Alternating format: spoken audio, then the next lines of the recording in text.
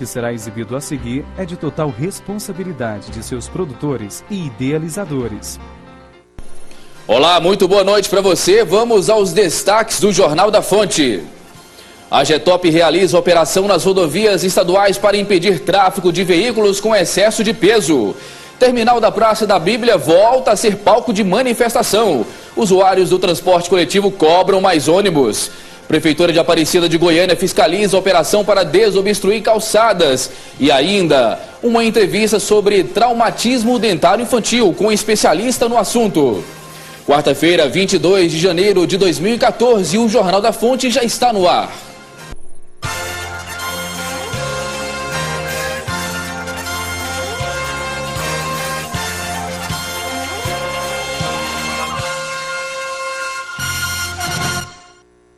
A Agência Goiânia de Transportes e Obras está realizando a Operação Verão nas rodovias estaduais para impedir o tráfego de veículos de carga com excesso de peso.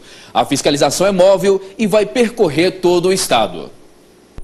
O principal objetivo da operação é coibir abusos de excesso de carga. Por isso, 10 balanças móveis estão distribuídas pelas rodovias de todo o estado, realizando a pesagem. O monitoramento das rodovias vai evitar os prejuízos à malha viária, que pode ser notado pelos motoristas e oferecem risco à segurança de quem transita pelas estradas estaduais. Esse controle de carga, ele nos traz a tranquilidade para que o pavimento ele tenha uma maior durabilidade, ele tenha uma vida útil com mais presente, para que a gente não precise estar restaurando rodovias aí a cada 3 anos, a cada 2 anos, devido ao desgaste por excesso de peso. Para a vistoria é montada uma estrutura composta por uma balança móvel e um caminhão de apoio, onde está o computador com o sistema que apresenta o peso carregado e o técnico que avalia se há ou não excesso de carga. Antes dessa operação, o Estado não fiscalizava os veículos de cargas e o peso transportado. Segundo o diretor de manutenção e operação da AGETOP, a partir de abril, 14 praças fixas com as balanças devem estar funcionando no Estado. Já está na finalização a construção para que essas balanças funcionem permanentemente em lugares pré-determinados. Neste momento, o trabalho educativo não vai permitir que o transporte continue sendo feito se constatado o excesso de carga. No ponto onde está a operação, ele vai para o pátio, é preso no pátio e aí até que venha outro caminhão, outro equipamento de transbordo. O terminal da Praça da Bíblia voltou a ser palco de uma manifestação de usuários do transporte coletivo. A principal reivindicação dos manifestantes era o aumento do número de ônibus nas linhas alimentadoras, especialmente a 019, que liga a plataforma ao terminal do Cruzeiro. Revoltados com o atraso da linha 019, Terminal Cruzeiro, Praça da Bíblia, os usuários do transporte coletivo fecharam a pista do terminal. A indignação logo se transformou em uma grande manifestação. Querendo melhoria dos ônibus, porque não tem cabimento. Horário de pique, ficar 50, 55 minutos, 40, até 1 hora esperando os ônibus. Esse supervisor de vendas reclama da má prestação de serviço prestada pelas empresas das linhas alimentadoras e do fim do programa Ganha Tempo. As empresas ganharam a licitação para exercer a atividade de transporte público na região metropolitana, desde que pudessem proporcionar segurança, conforto e qualidade. Aqui não tem qualidade, nem segurança e nem conforto. Para tentar liberar o terminal, a Polícia Militar escoltou os ônibus do eixo Anhanguera para que pudessem passar e desobstruir a Avenida Anhanguera. A ação revoltou os passageiros, que deitaram no chão para que os ônibus não passassem.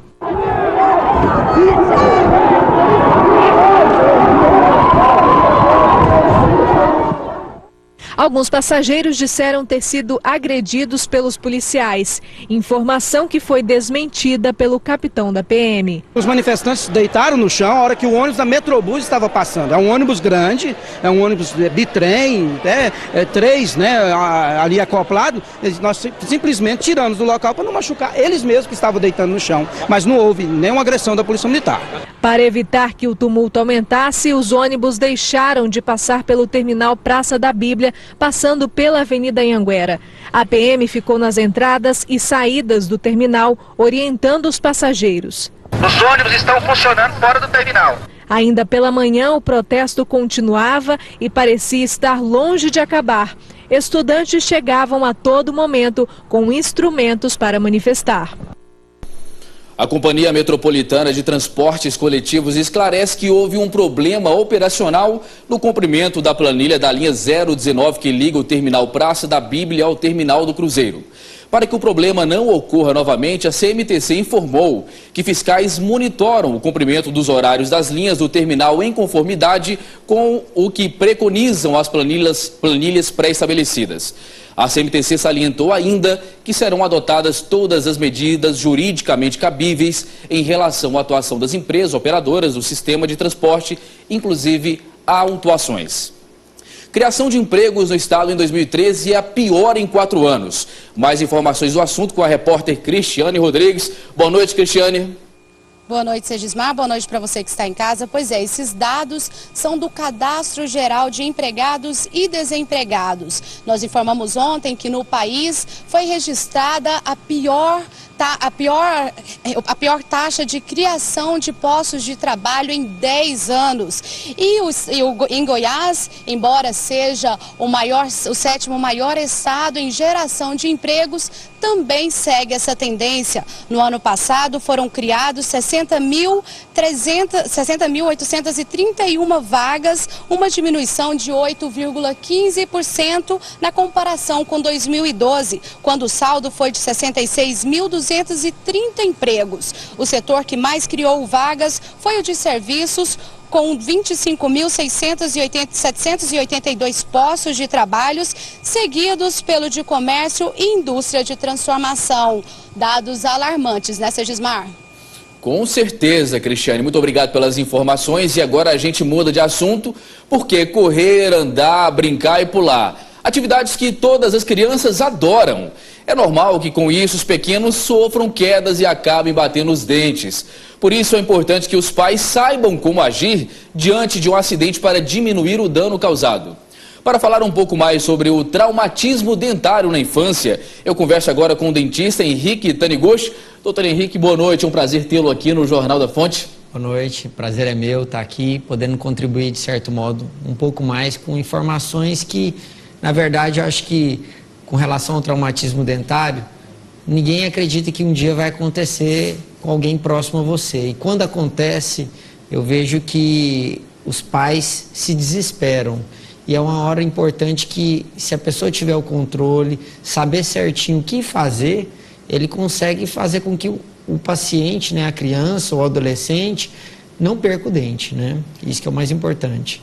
Quais são as primeiras recomendações a partir do momento que a criança, ou que até mesmo o pré-adolescente, venha a ter um choque nos seus dentes? Na verdade, o traumatismo dentário pode acontecer que no momento que tem o trauma no dente, ou o dente entre, ou o dente mude de posição, ou o dente até em alguns casos ele avulsione. Avulsionar é sair. No caso, assim, o dente sai da cavidade oral do paciente. Se o dente somente entrar ou mudar de posição, o certo é procurar o profissional o mais rápido possível para tentar posicionar esse dente no lugar. Ele vai ser posicionado no lugar correto e no momento que ele for posicionado, ele tem que ser estabilizado nesse lugar. E depois tem um acompanhamento periódico, até em alguns casos tem que fazer até um tratamento odontológico do dente. Nos casos que o dente é avulsionado, que é o dente sai da cavidade oral, nesses casos o correto é que o paciente, né, a pessoa, ela pegue o dente, coloque esse dente ou num soro fisiológico ou num copo com leite, até com saliva, e o mais rápido possível vá ao profissional para que ele faça o procedimento de reimplantação do dente, né, na região. Isso que é muito importante ser feito. E o ideal é que seja feito assim, quanto mais rápido, melhor. Se possível, que não passe de 1 hora, né? Para esse procedimento ter um sucesso maior, né? Agora, nos casos em que o dente ele é quebrado, o que acontece? Tem como reconstituir? No caso do dente de reconstituição? Compensa. O dente de leite quebrado, às vezes compensa você, até em certos casos, se esse quebrado, vamos dizer, foi mais extenso, em alguns casos até tratar o canal do dente de leite e restaurar o dente de leite. Depende muito da fase que está o dente de leite, que pode ser que o dente de leite já esteja no momento de provavelmente sair para entrar o permanente. Nesse caso, muitas vezes, talvez não seja viável, talvez remover, já que o permanente vai vir. Aguardar, né? Aguardar. Agora, se ainda for demorar um período a mais para que esse permanente venha, aquele dente de leite, ele tem uma função de manter o espaço, ele é um mantenedor de espaço lá na região. Então é importante que ele se mantenha o máximo possível, se restaure o dente, para que o espaço seja o espaço adequado, para quando o dente permanente vir, ele tem um espaço correto para ter uma posição correta na cavidade oral, né? Nos casos de sangramento, né, em excesso, pode acontecer hemorragia e quais são as primeiras recomendações para os pais? Qualquer hemorragia que dá na boca de alguma pessoa, via de regra, se você puder colocar uma gaze na região e comprimir o local, tende a formar um coágulo e parar aquele sangramento, né? Manter a cabeça mais elevada, fazer alguma compressa com gelo, para, na verdade, tentar diminuir o sangramento. Esse é o, vamos dizer, é o mecanismo que os pais podem estar fazendo. Se fazendo isso, o sangramento não for contido, pode ser que houve algum prejuízo maior, algum dano maior, tanto na gengiva, que aí o ideal seria procurar um profissional, um dentista, porque na verdade em alguns casos talvez precise de fazer alguma sutura para conter essa hemorragia, né? Então isso daí, quanto mais rápido procurar o profissional, sempre via de regra é vantajoso para o paciente. Agora, doutor Henrique, um traumatismo dentário, principalmente na fase da infância, da pré-adolescência, não tratado ou tratado de maneira incorreta, pode ocasionar o quê? O traumatismo dentário não tratado de maneira correta, ele pode vir a fazer com que esse paciente no futuro venha a perder esse dente, né? E muitas vezes, ele não tratado de maneira correta, dependendo como ele for reimplantado esse dente, pode ser em que em alguns casos esse dente venha infeccionar lá no ápice do dente, na raiz do dente, e essa infecção possa vir a passar por dentes vizinhos. E aquele problema que talvez era um problema local, pode se tornar um problema um pouquinho maior. Então, assim, é muito importante qualquer pessoa que teve algum tipo de traumatismo, como uma pessoa quando tem algum acidente, procura um médico, a pessoa quebra um braço, procura um médico, quebrou um dente, teve um trauma no dente, procura o dentista, de preferência um especialista na área, que ele possa estar olhando, que ele vai fazer pedidos de radiografia, ele vai fazer acompanhamentos periodicamente por alguns anos, para ver como é que está sendo a resposta do organismo perante aquele dente que teve o trauma, né? Então é muito importante isso para que não tenha comprometimento, além do dente, até nos dentes vizinhos. Doutor Henrique, eu sei que é muito subjetivo, mas tem alguma recomendação que o senhor possa passar para o nosso espectador de como, apesar de que a idade é muito propícia a isso, né? Está aprendendo a andar, alguns, outros estão na fase de socialização na escola, corre muito e tal, mas é possível evitar os traumatismos ou pelo menos minimizá-los? Sim, como você falou, é bem subjetivo, né? Eu acho que, via de regra, eu acho que é fundamental para os pais, eu acho que isso, a cultura hoje, ela se preocupa um pouco mais com cuidar dos dentes. Você já vê, hoje tem gerações que nunca tiveram cárie, né? Que isso era muito raro acontecer, né? Com as gerações mais antigas. Então hoje, muitos pais que até já perderam dente, usam implante, né? Tem implantes na boca, você vê que os filhos muitas vezes se cuidaram. Eu acho que um papel importante dos pais é, já desde pequeno, conscientizar a criança da importância dos dentes, de escovar os dentes, de cuidar da boca. Querendo ou não, quando a criança se preocupa com a boca, até na hora de cair, ela se preocupa em cair e proteger a boca. Porque já aconteceu de caso de eu já atender um paciente uma vez que ele falou assim, ele caiu e ele quebrou os 2 dentes da frente. E a mãe falou assim, nossa, ainda bem que foi só os dentes, que não foi para ela era uma satisfação de ter sido aquele, só o dente, não quebrou o braço, não sei se é porque para mim como dentista eu pensei assim, nossa, o dente é muito importante. Então acho que passar essa coisa da, olha, meu filho, você vai brincar no escorregador? Tome cuidado com a sua boca. Essa orientação vindo desde, vamos dizer, desde o começo, eu acho que a criança começa a se preocupar mais e ela cresce preocupando com isso cada vez mais, né? Penso eu.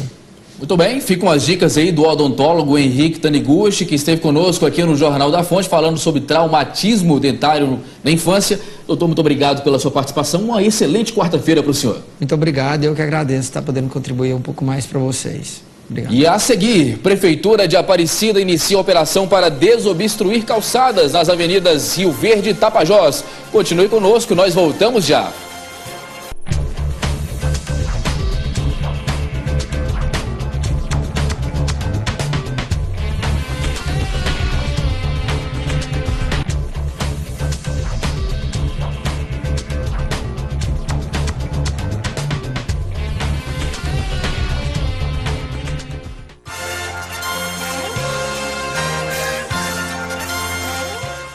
E a Prefeitura de Aparecida inicia a operação para desobstruir Rio Verde e Tapajós. Donos de estabelecimentos e motoristas foram notificados sobre as irregularidades. A Superintendência Municipal de Trânsito de Aparecida de Goiânia e a Secretaria de Regulação Urbana da cidade fazem um trabalho em conjunto para coibir a ocupação das calçadas nas principais avenidas comerciais da cidade. Com carros e mercadorias na calçada, os pedestres disputam o espaço. Hoje nós iniciamos um trabalho de orientação e de notificação nos principais centros comerciais aqui da nossa cidade e, consequentemente, nas avenidas, aonde nós temos constatado grandes irregularidades no quesito calçada. Então nós estamos, nesse primeiro momento, orientando e notificando aqueles comerciantes que há alguma desrespeito com relação ao rebaixo das calçadas. O trabalho da SMTA está sendo de orientação, mas a Secretaria de Regulação já está multando quem insiste em ocupar as vias. Uma multa de 180 VFA, que corresponde a R$ 417, e posteriormente a apreensão das mercadorias. Blenner é um dos comerciantes que foram multados. Ele reclama que o local não oferece espaço para que as mercadorias fiquem expostas. Quantos anos isso aqui desse jeito? Então acaba sendo para lá, não tem como trabalhar só lá dentro, não tem jeito.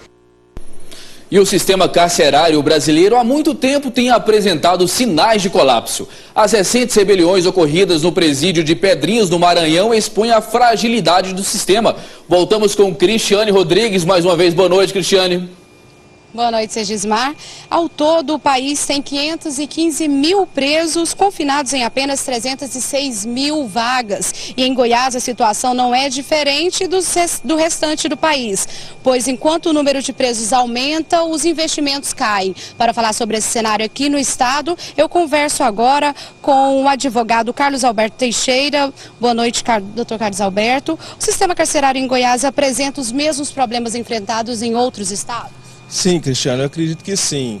Durante meus anos de militância na advocacia, quase 15 anos, e visitando presídios nos estados de Minas, São Paulo, Mato Grosso, eu verifico que o estado de Goiás tem os mesmos problemas, mas também enfatizo que o sistema carcerário de Goiás, ele chega a ser um pouco melhor que nesses estados, na minha opinião. E o governo de Goiás anunciou recentemente a construção de um novo presídio com capacidade para abrigar cerca de 1.670 presos. Isso seria o suficiente? O que representa aí a construção desse novo presídio? Não, a gente sabe que não, a gente sabe que os investimentos e as medidas estão bem aquém do que é necessário. Mas hoje o antigo CEPAIGO, né, o Complexo Prisional de Goiás, ele tem um déficit de 1.000 vagas, de acordo com a Ordem dos Advogados do Brasil, que vai até fazer uma visita no presídio dia 6 de fevereiro agora, né? E essas 1.600 vagas vai ajudar. Tem um déficit de 1.000, então sobrará 600 e poucas vagas, que eu acredito que não é suficiente, mas já é uma medida positiva. Em relação ao número de carcerários, né, agentes carcerários em atividade, é o suficiente para garantir aí a segurança dos presídios? Longe de mim de te dar essa resposta com certeza, mas também por experiência eu acredito que sim.